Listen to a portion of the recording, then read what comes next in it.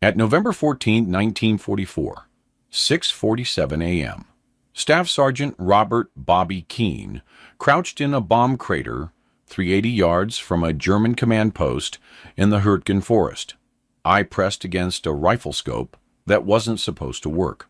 Through the modified optic, he could see 8 Wehrmacht officers gathering for their morning briefing. Crisp uniforms, steam rising from coffee cups, maps spread on a makeshift table. Standard doctrine said his Springfield couldn't reach them.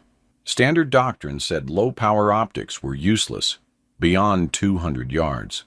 In the next 4 minutes, Keene would prove standard doctrine catastrophically wrong, and in doing so, would accidentally rewrite the entire manual on American sniper operations.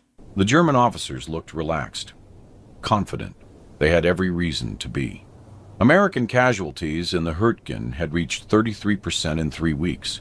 The forest swallowed entire companies. And snipers? American snipers were getting picked off by superior German optics before they could even acquire targets. Keene steadied his breathing. The modification he'd made to his scope 3 nights earlier was unauthorized.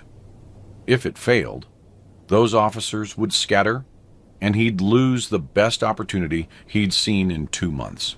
If it worked, and anyone found out what he'd done, he was looking at a court-martial.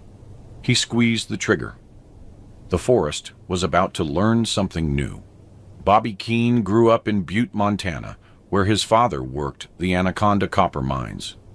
Butte didn't produce bankers or lawyers. It produced hard men who understood machinery and didn't trust things that broke easily.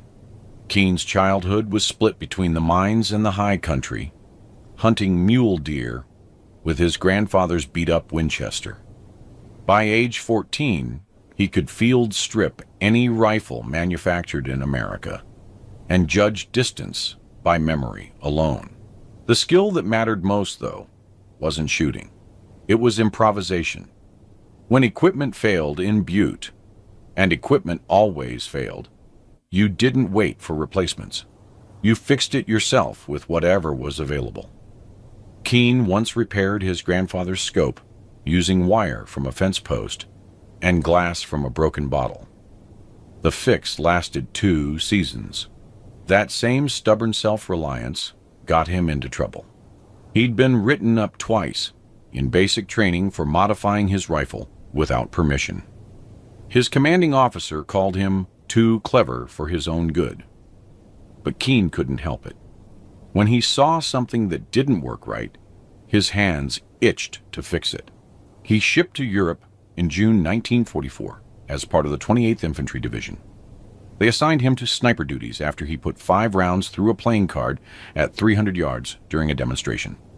They issued him a Springfield M1903A4 with a 2.5x Weaver 330C scope, standard equipment, tested and approved.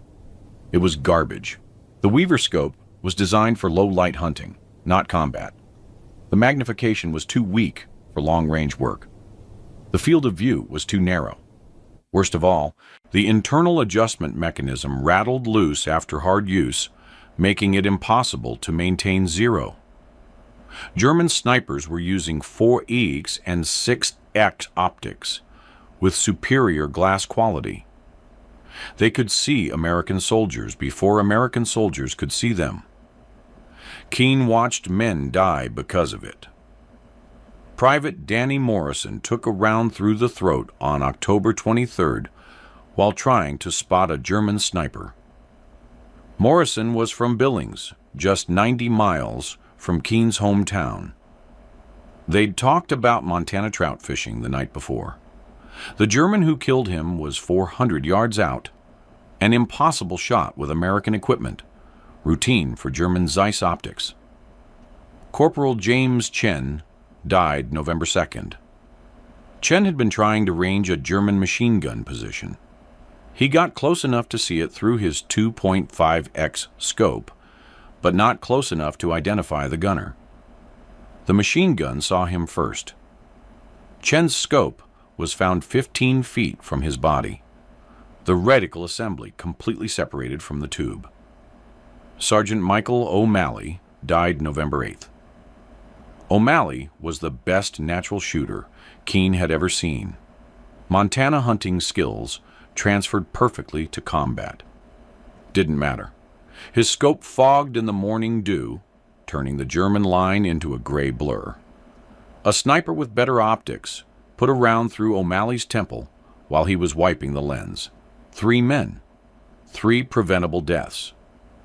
All because American doctrine insisted 2.5x magnification was adequate for combat conditions. Keene knew Morrison.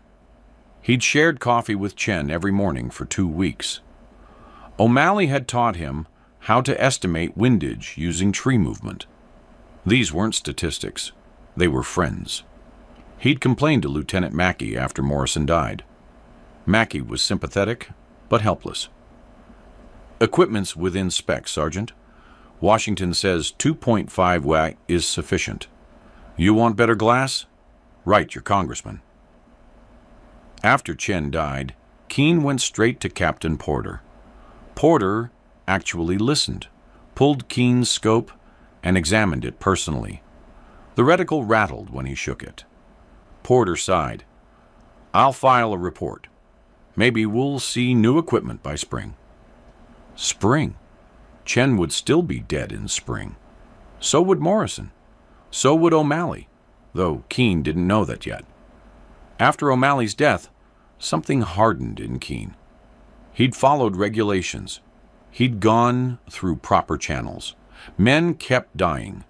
The problem wasn't going to fix itself through official reports and equipment requisition forms. He started thinking about Butte, about his grandfather's scope, about wire and bottle glass. The Hurtgen Forest taught Keene something he already knew from Montana. When the equipment fails, you fix it yourself or you die. The decision crystallized on November 11th. Keene had just returned from a patrol where he'd spotted a German sniper nest at 350 yards, clear enough to see movement, too blurry to identify targets.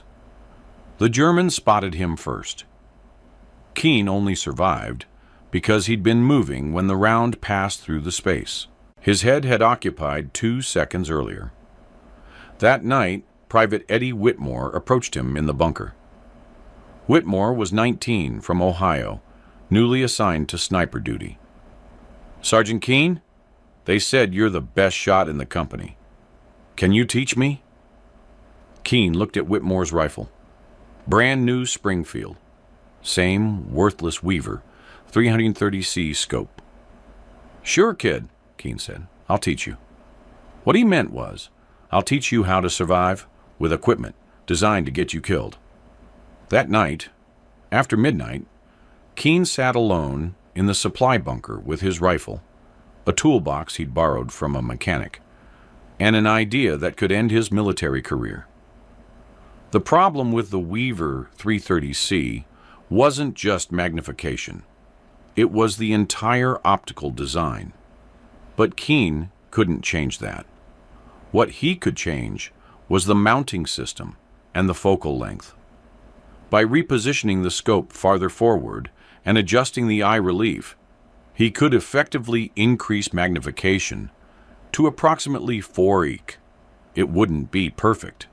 It might not even work. But it was better than watching more men die. The smell of gun oil filled the bunker.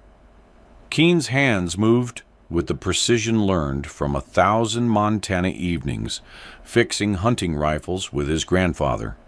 He removed the scope from its rings, carefully measured the current eye relief, 3.5 inches, and began fabricating a custom mounting rail from scrap aluminum. The metal was cold. His fingers left prints in the thin layer of condensation, coating everything in the perpetually damp forest. He worked by candlelight, afraid to use the electric bulb in case someone came looking. The modification required 6 separate components: a longer rail, 2 custom shims, a tension spring salvaged from a broken carbine, a reinforcing pin he made from a nail, and a locking collar he fashioned from a tent stake. Each piece had to fit perfectly, or the scope would shake loose under recoil. His thumb slipped while drilling a mounting hole. Blood welled up, mixed with aluminum shavings. He wrapped it with a strip of cloth and kept working. The critical adjustment was the eye relief. Extending it to 5.2 inches would change the focal plane just enough to increase effective magnification. The math wasn't perfect. Keene had learned optics from trial and error, not engineering textbooks. But he'd done this modification 3 times back home, each time successfully. By 1:15 a.m., the scope was remounted. Keene looked through it at a tree 40 yards away. The magnification difference was immediately apparent. The bark details were noticeably sharper. But would it hold 0? Would it handle recoil? Would it fog up worse than before?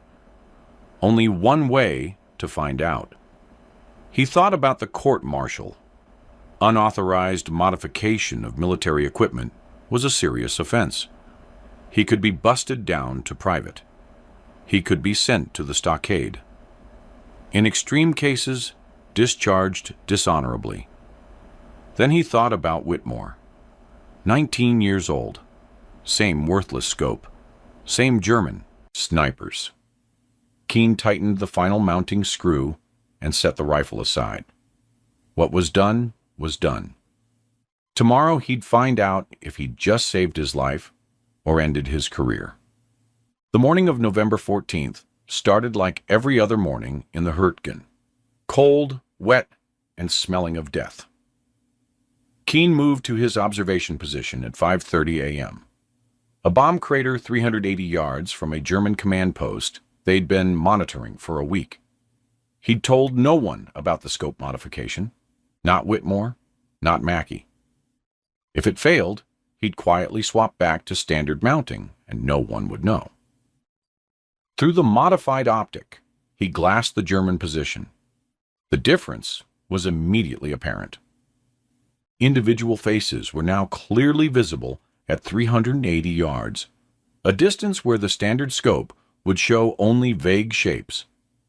He could read insignia, count buttons, see the steam rising from coffee cups, 8 officers, morning briefing, maps spread on a makeshift table formed from ammunition crates. This was the opportunity they'd been waiting for. High-value targets, grouped together. Routine made them complacent. Keene's heart hammered.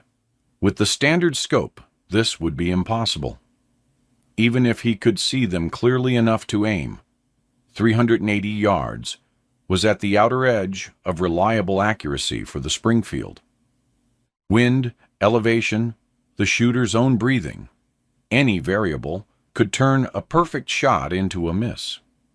But he could see them now, actually see them. Individual collars, belt buckles, the way one officer gestured while talking. No one knew he was here. No one had authorized this position. If he took the shot and missed, the Germans would know American snipers were ranging their command post. They'd relocate. The opportunity would be gone. If he took the shot and hit, 8 enemy officers would be dead. How many American lives would that save? How many orders would go unissued? How many attacks would be disrupted? All he could do was execute the plan.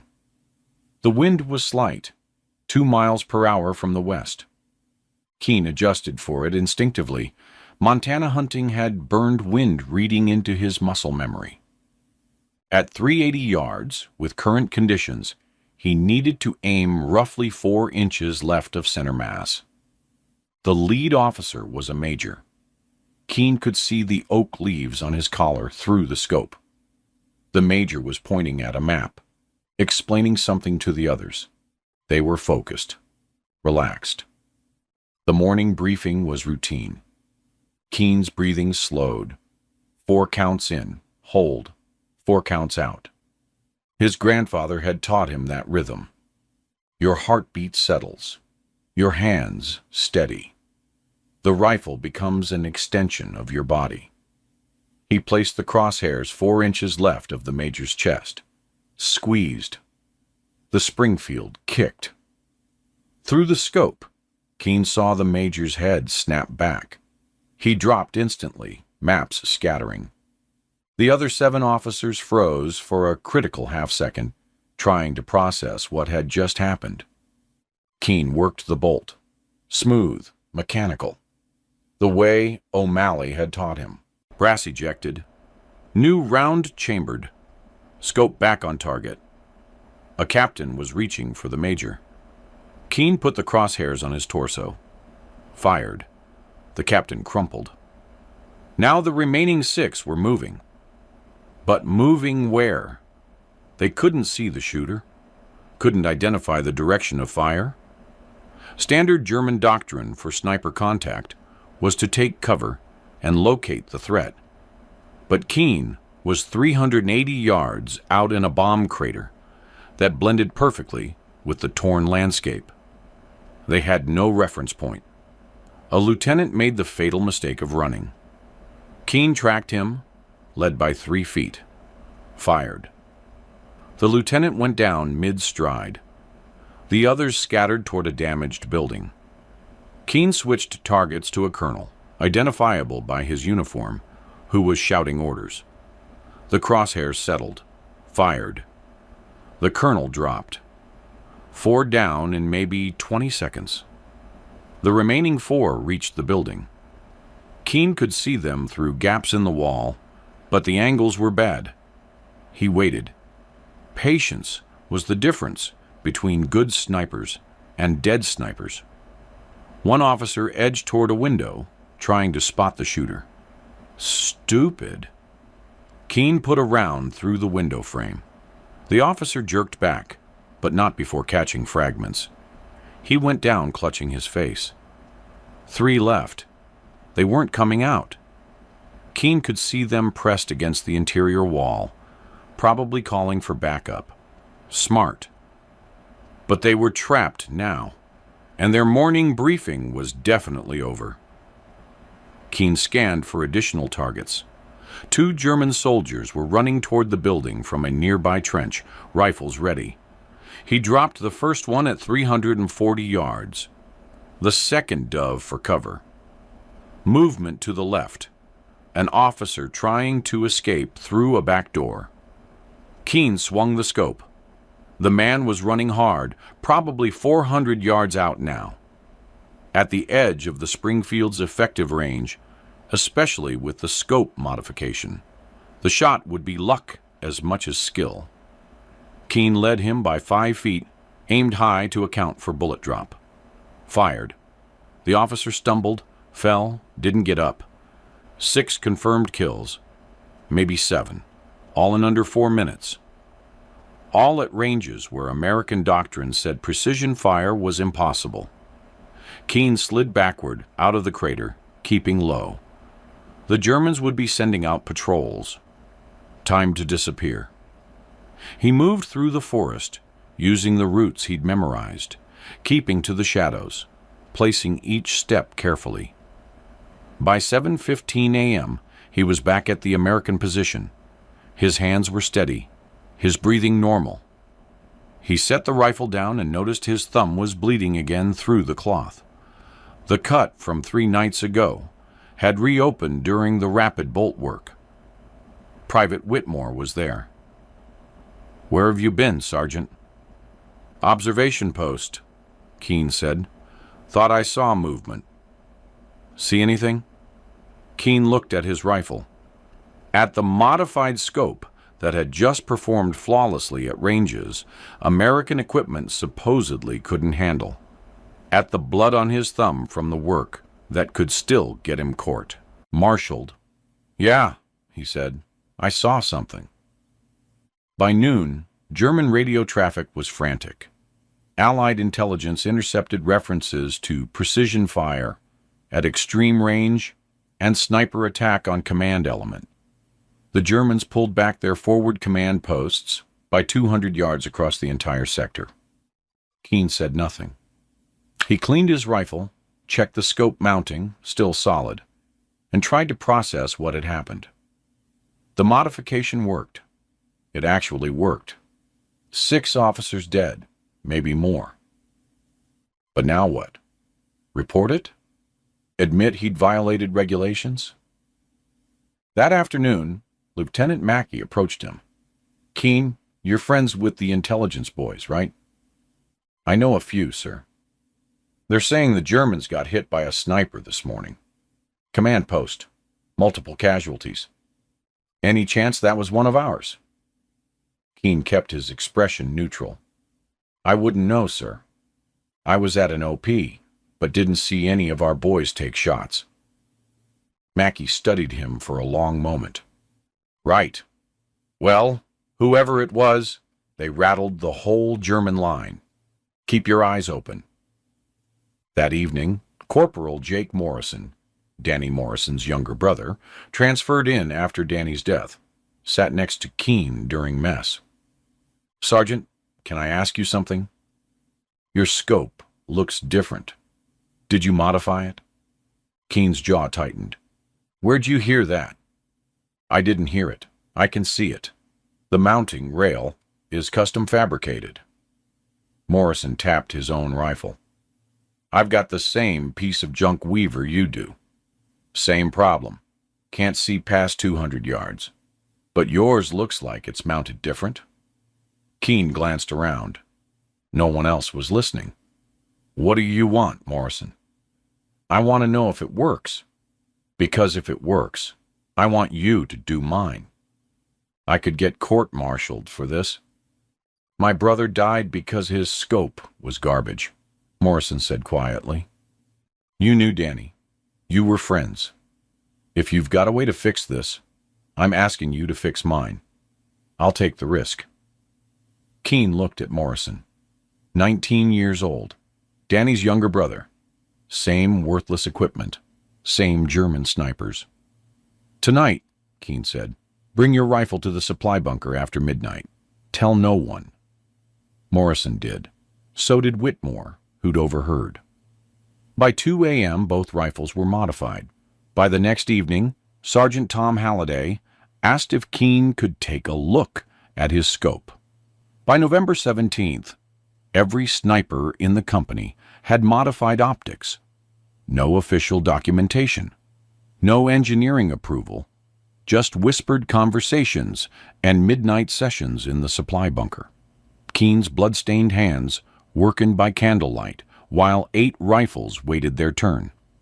The results were immediate. On November 18th, Morrison killed a German sniper at 410 yards, his first long-range kill. Whitmore took out a machine gun crew at 370 yards. Halliday disrupted a German patrol by dropping their officer at 390 yards, causing the patrol to scatter and abandon their position. By November 22nd, American sniper effectiveness in the sector had increased by an estimated 40%. German forces became noticeably more cautious. Officers stopped gathering in the open. Command posts moved farther back.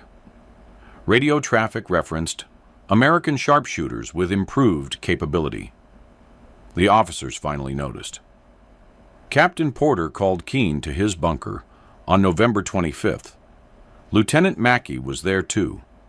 So was Major Hendricks from Battalion. Porter held up a Springfield with a modified scope. Sergeant Keene, I'm told you're responsible for this. Keene's stomach dropped. Court-martial. This was it. Yes, sir. How many rifles have you modified? 11, sir, in this company. Without authorization? Yes, sir. Porter and Hendricks exchanged glances. Hendricks spoke. Sergeant, do you understand you've violated multiple regulations regarding equipment modification? I do, sir. Do you understand this could result in disciplinary action? Yes, sir. Hendricks picked up the rifle, looked through the scope at the far wall of the bunker. How much did this cost the Army? Nothing, sir. Scrap materials. maybe 3 hours of work per rifle. And the improvement in performance? Keene hesitated. Effective magnification approximately 4/8 instead of 2.5x. Usable range extended from 200 yards to 400 plus. No degradation in reliability. Actually more stable than standard mounting because I reinforced the... Save the technical details, Hendricks interrupted. He set the rifle down. Here's what's going to happen. I'm going to pretend I never saw this.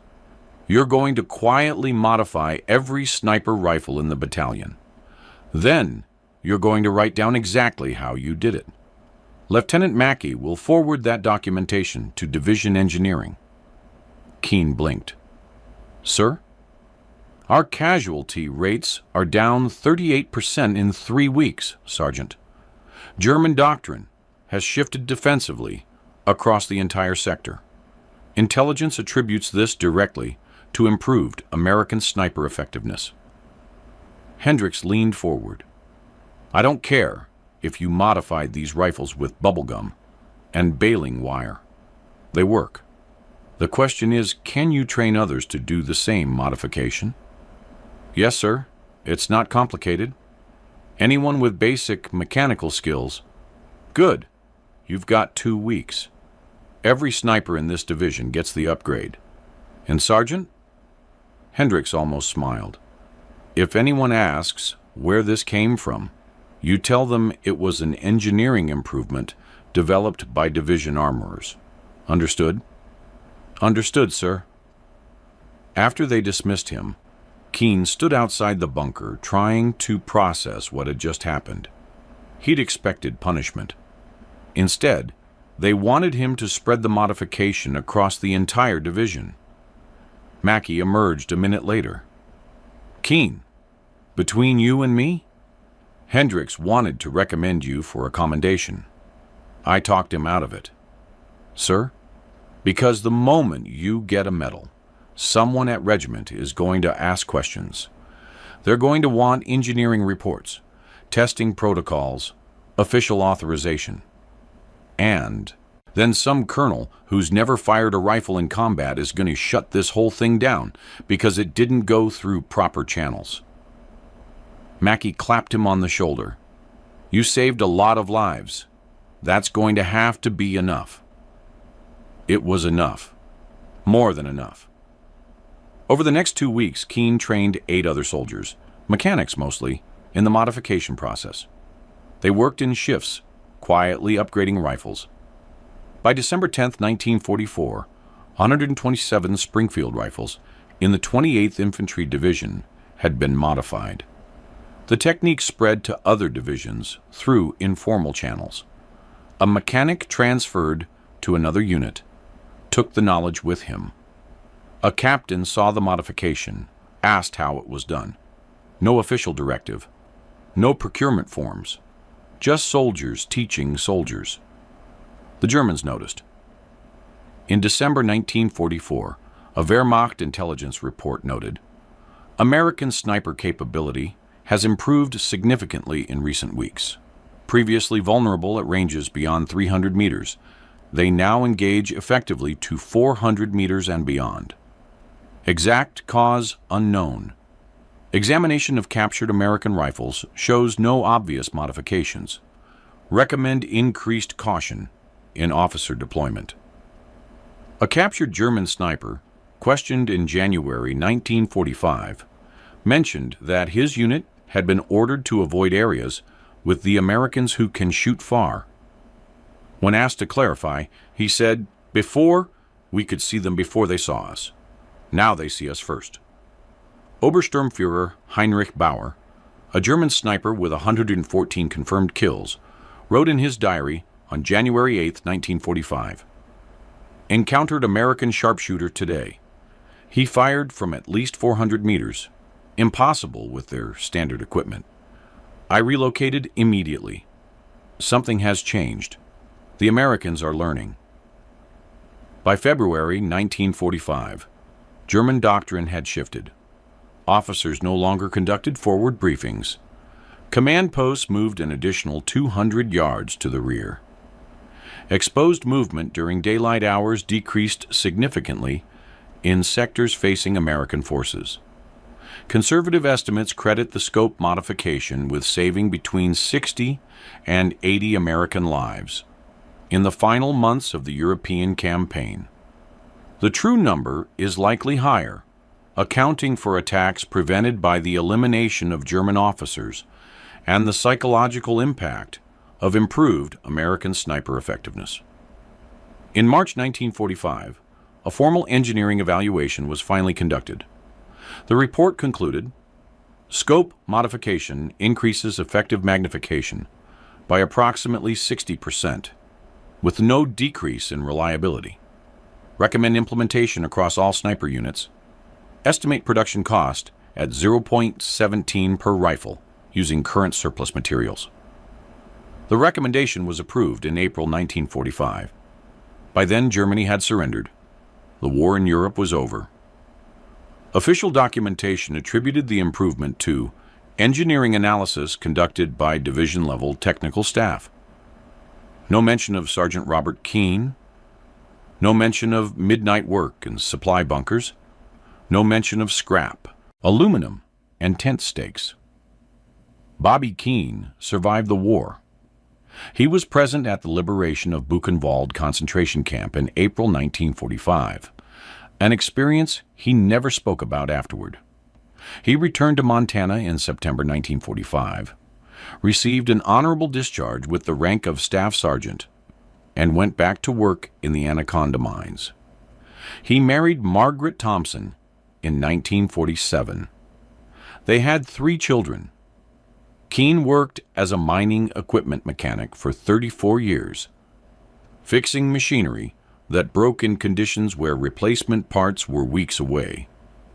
His workshop was full of improvised tools and custom fabricated components. He never talked much about the war.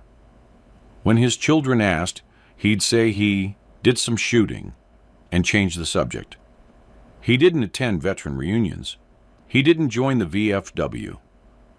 The one exception was a phone call he received every November 14th from Jake Morrison, who'd survived the war and become a high school teacher in Ohio. They'd talk for exactly 5 minutes, never discussing what had happened that day, just checking in, making sure the other was still alive. Keene died in 1989 at age 67 from lung cancer related to mine work. His obituary in the Montana Standard mentioned his military service in one sentence. Robert served honorably in World War II as part of the 28th Infantry Division. It didn't mention the scope modification. It didn't mention the 8 officers killed at 400 yards. It didn't mention teaching other soldiers how to fix equipment the Army said was within spec. It didn't mention saving an estimated 60-80 lives. In 1993, a military historian researching sniper effectiveness in the European theater found references to the scope modification in after-action reports. He tracked down the engineering evaluation from March 1945, noticed it had been filed 4 months after the technique was already in widespread use, and started asking questions.